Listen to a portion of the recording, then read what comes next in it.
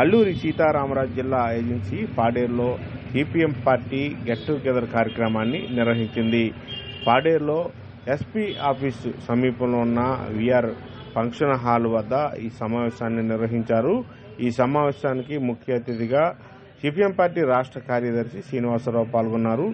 రాష్ట్రంలో ఇటీవల జరిగిన సార్వత్రిక ఎన్నికల్లో పూర్తి స్థాయిలో కనీస పట్టింపు చర్యలు చేపట్టలేదని, పలు ప్రాంతాల్లో ఈవీఎంలు ధ్వంసము అలాగే రెగ్గింగ్ జరుగుతున్న ఎట్టి పరిస్థితుల్లో పట్టించుకోలేదని, కేంద్ర ప్రభుత్వం కనుసన్నల్లోనే ఎన్నికల కమిషన్ పనిచేసిందంటూ పలు ఆరోపణలు ఆయన మీడియా ముఖంగా వ్యక్తం చేశారు.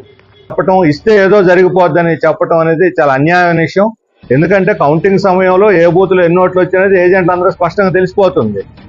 దాన్ని దాచిపెట్టినందువల్ల రేపు పొద్దున కొన్ని బూతుల్లో జరిగినటువంటి